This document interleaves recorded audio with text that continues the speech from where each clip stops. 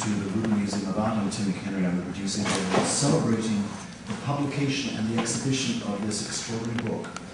It's the Red Book by Carl Jung, the father of modern psychology. It is a self-exploration through imagery and through words, born out of crisis, a crisis of identity. In 1913, he had these visions of Europe being bathed in blood. In 1914, the First World War broke out. But his own personal crisis came largely due to his break with Freud. And while he became incredibly successful and had a high reputation, he felt something was lacking. So this book is really a journey towards his soul. And it took him 15 years to work on it, and it lay hidden in a bank vault in Switzerland after his death. And only now has it been brought out into the public. So the book itself is out on exhibition outside these doors. So I do hope you have a look at it after you've come here for this particular program. This program is about exploring Jung through different personalities from all walks of life. Jung believed in something called the collective unconscious. And our theory is that if the collective unconscious holds true, then surely anybody from any walk of life or any part of the world would also be able to relate to the same type of archetypal imagery.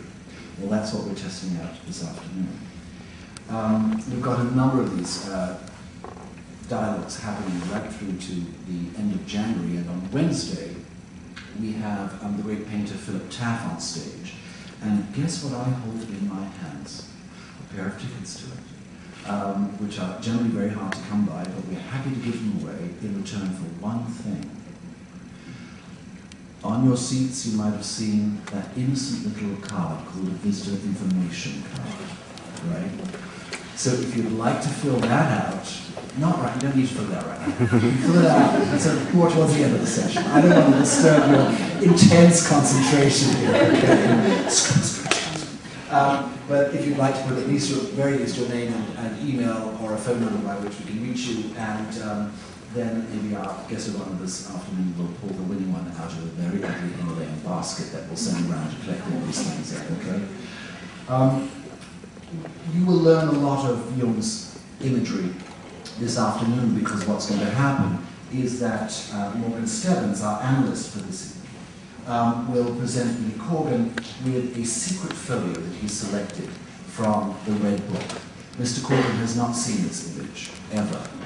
And so the idea is that Mr. Corgan will associate on the basis of what he sees this afternoon and tell you his most immediate responses to this imagery. And this hopefully will lead to a freewheeling conversation that could, quite frankly, go anywhere.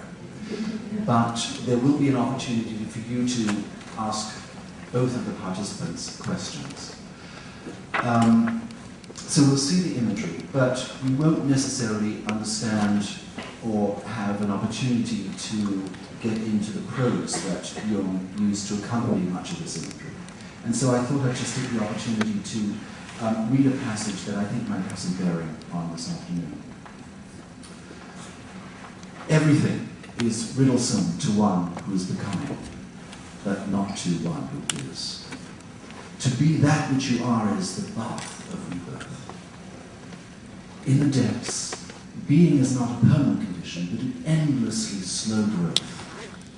You think you are standing still like swamp water, but slowly you flow into the sea.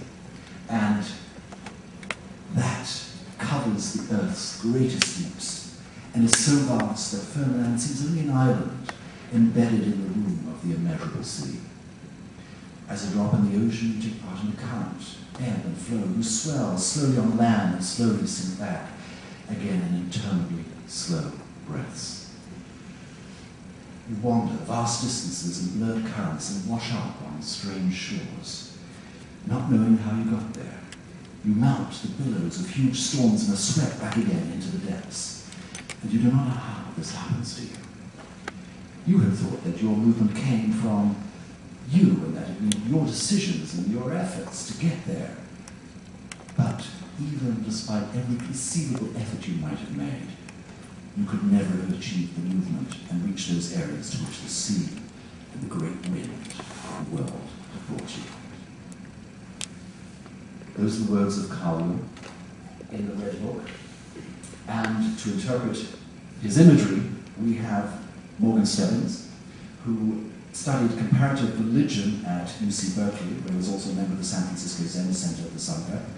And he received his divinity degree from the Union Seminary and social work degree from Columbia before training in Jungian psychology and psychoanalysis at the New York Jung Institute. And we're delighted to have him here. This is his first appearance actually on stage at the Rubin Museum of Art. He has a private practice here in New York. And he's a faculty member and director of training of the Union Psychoanalytic Association. And so he'll be in that seat. In the hot seat will be Billy Corgan, known to you, of course, as the lead of Smashing Pumpkins, but also, I hope, as the poet Blinking with Fists on the New York bestseller list for many, many, many, many weeks. And hands up, who's got a copy of it? Not enough of you. Amazon.com for you after this. Well, let's see what they have to explore. Please welcome Morgan Stebbins and Billy Corgan.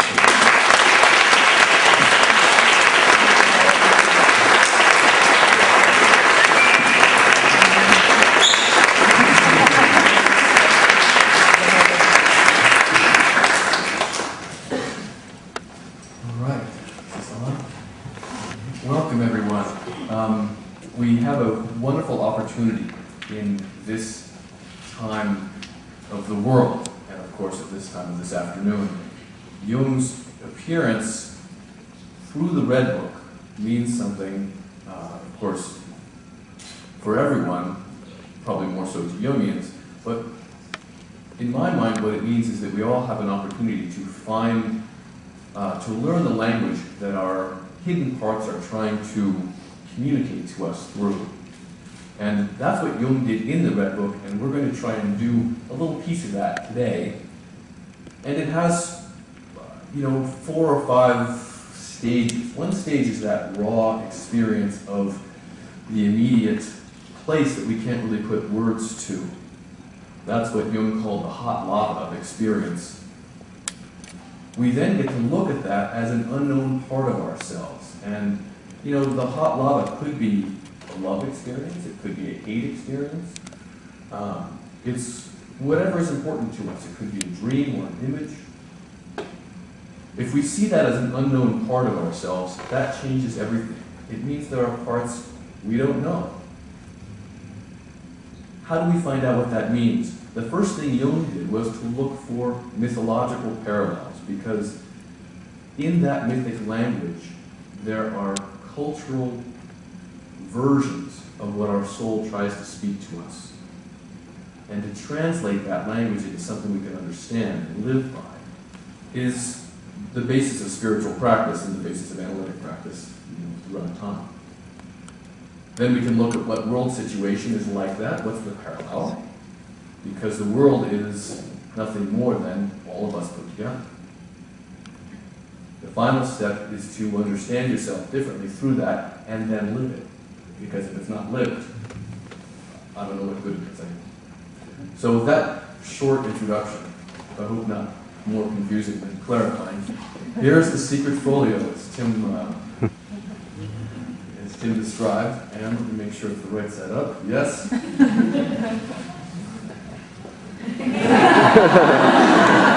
have to get ready for that.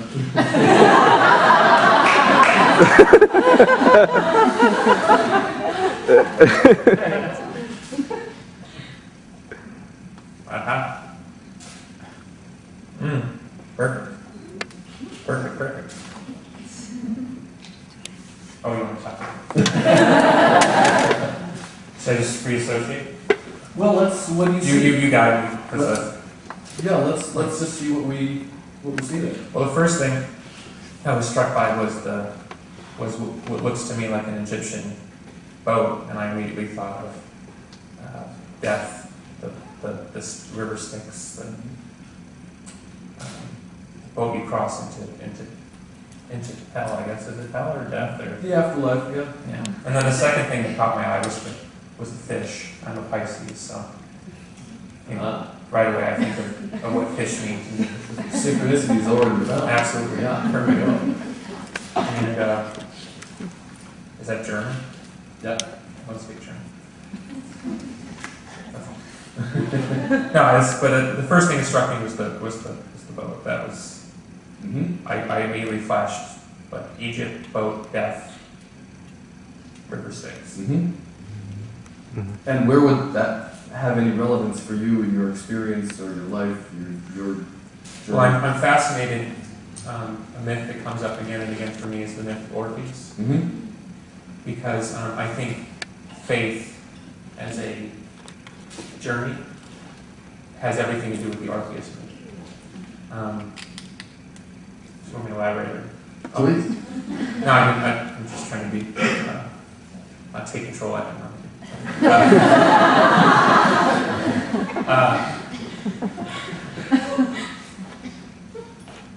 The Orpheus myth, if you don't know it, is that no, probably it's all wrong. This is my version of Orpheus myth. His wife dies. She goes into hell, or the underworld, I think is probably the more appropriate. And he decides to go down and get her. He charms the devil and the forces of evil, the lord of the underworld, and he charms the lord of the underworld by playing violin or something so beautifully that the underworld stops and listens. And so the lord of the underworld grants him, you can take your wife back up. There's only one thing you must do. You must not turn around.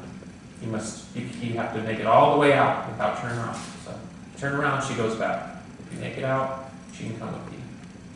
And 2 steps from the mouth, going back out into the light, she screams, he freaks, he turns around, and she recedes. To me, that has much to do with faith, because it's that moment where we go into crisis of doubt. That is where faith is born or it dies. And so to me, that's what I think of. I think of underworld, hell, all that stuff. It's the confrontation of faith. Well, let me Do you then... need to be committed, or Yeah. that's the first Well, thing? we all have to be committed. We all have to be committed, right? Yes. It's a process. I'm committed, pro and con. Well, the funny thing is images of, let's say, jail-type commitment come up often when people begin the process, because the guidelines of their soul seem so restrictive, and it hasn't become yet a path. Understood. Let me translate the German. The German says, one word not spoken, one light not lit, amid unparalleled confusion, a road without end. I actually have a song that one of the lyrics is a road without end, I think. Yeah. So, the boat is a way we get from here to there. It's part of our journey. Your connection with the Egyptian thing is just right. I mean, this is a version of an Egyptian sun bar with the disk of the sun on it. And then the fish. Sorry, go ahead. No, but before you go off that, Yeah. there's a certain formality that also strikes me. Mm-hmm. I think when we talk about collective unconscious and we think about the experience of death or the experience of psychic death, there's a certain formality. Like, we're all going to die. That's a formality. You can't get around that. Like we sing happy birthday at somebody's birthday. It's a formality. And so, like I went to see Philip Glass's version of Akhenaten, and there's a lot. Akhenaten was an Egyptian pharaoh. There's a lot in there about death. There's a sort of formality, Wagner, same thing. There's a sort of formality. This is life, this is death. And so that I think of the formality of it. It's sort of a reminder to me of them's the rules. Right. Right. And one of those Fixed paradigms force us to confront our feelings. Right. Like if I run myself into a brick wall at 100 miles an hour, I have to confront my feelings. There's just no way around it unless I'm guilty. Right? Well, and exactly, and that's why we try to do those things metaphorically, right? If we can stop ourselves, if we have a dream, for instance, of running into a wall, that means stop, confront. Yeah. I love do you know the author Robert A. Johnson? I think he's a fantastic visionary, and one thing I like about his writing is he talks about how we must all deal with our shadow, and the way to deal with shadow is through ritual and through imagination, but what most people do is they deal with their shadow through sex, drugs, rock and roll. They live it out, and he says, right. It's just the psyche needs to be dealt with, and it can be done in a non-destructive way. Right. The shadow is something we have to confront in ourselves. You know, Jung was able to foresee the war because he said the war was in him. So that reverberation allowed him to see what was happening in the world also. Usually what we do is project that shadow out. That person's bad. That society's bad. Well, I understand that from a public life. I mean, you embody the shadow at some level, right? And then you become the problem. That's right. They kill you, so goes away the problem, or so they think. So they think is the key. Right? Yeah. And that's the meaning of the fish. The fish is what's underneath. And he's got teeth. This fish has teeth. Look at that. Yeah, usually in dreams, I mean, my experience, dreams, water is the unconscious. So there, lurking in the depth is the meat fish. He's going to get you. Right. I mean, the ocean is where we came from, all of us. And it's the source of our nutrition. It's the source of us. And yet it's where the danger is. So how do we deal with that? Well, most of us don't. You know? Right. Yeah, okay, well, if you want to take that metaphor a little further, the boat becomes your safe passage, but the boat is going the wrong way. It's taking you where you don't want to go, which is contradiction of your own mortality or your time here on Earth. You know, fear of death is one of the great fears. I mean, there's just no way around it. The fear of death is one of the great fears, and psychologically that means the fear of change. Because, you know, the little death, apart from the French little death, which is a different kind of fear. It's each more. Is about us changing, because when we change, we're then a different person. That old person has to die. When you confront the fish, that person is going to be different. Right? When we get through something, we're then different.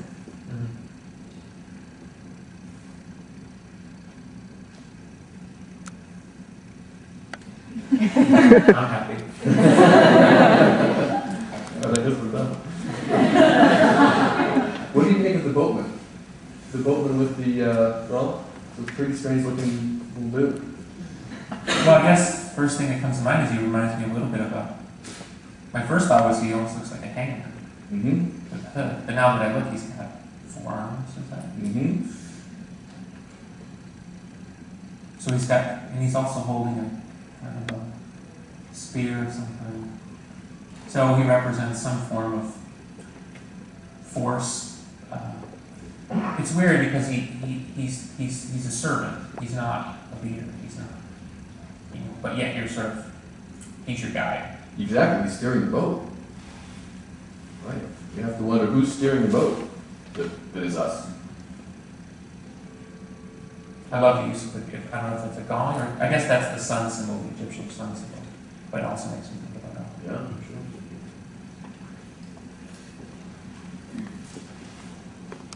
So what about confronting the beasts? Well, I'm well versed in that.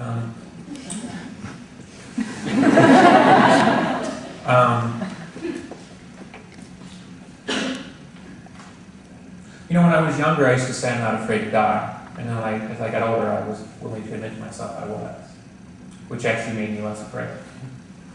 So I think I talked to a lot of my friends, my close family, about the idea that accepting your shadow, confronting your shadow is the way to actually get, not around it, but it's a form, like back to Robert Johnson, he talks about integrating your shadow. I think what most of us do is we try to, you know, if we have, let's say we dreamt of this guy, you know. Like one time I had a dream, I was in a plane, and the plane crashed. But it was no, like, it didn't hurt. So I got out of the plane, and the plane was sunk in mud. So it was a totally intact plane, it just kind of came down. So again, a vessel. I get out of the plane. and I'm standing in this field of mud. There's a house, and it's tilted in the mud sideways. And I go inside the house, and the whole bottom of the house is covered in mud, like as if the mud had come into the doors, like an abandoned house. So in order to escape the mud, I went up to the second floor, and when I got to the second floor, I met a mythological creature. He was, I would call him a corn man. He looked like an ear of corn. Every part of his skin was like a piece of corn and had a little hair on it. And he was completely covered.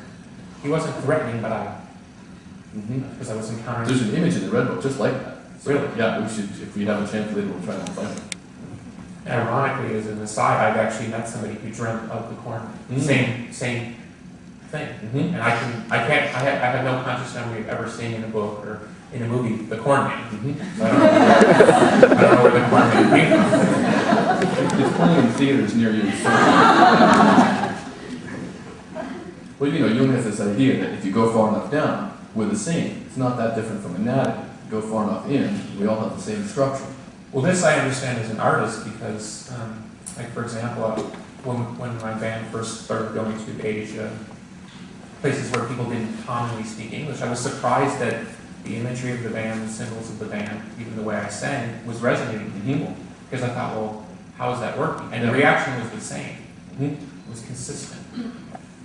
And it's been consistent when people haven't liked my work. People didn't like my work in Asia. It's same. The point is that it seems to rise and fall with humanity's version of reality at any given moment. And as the artist, you have to accept that consciousness ebbs and flows the way it's going to flow. And you know, sometimes you do something that's not understood for 10 or 20 years, or maybe in this case, I was thinking when Tim was talking that, you know, maybe there's something beautiful about this book coming out because maybe we can understand it in a way that we wouldn't have understood it. I think that's exactly right. 70-something years ago.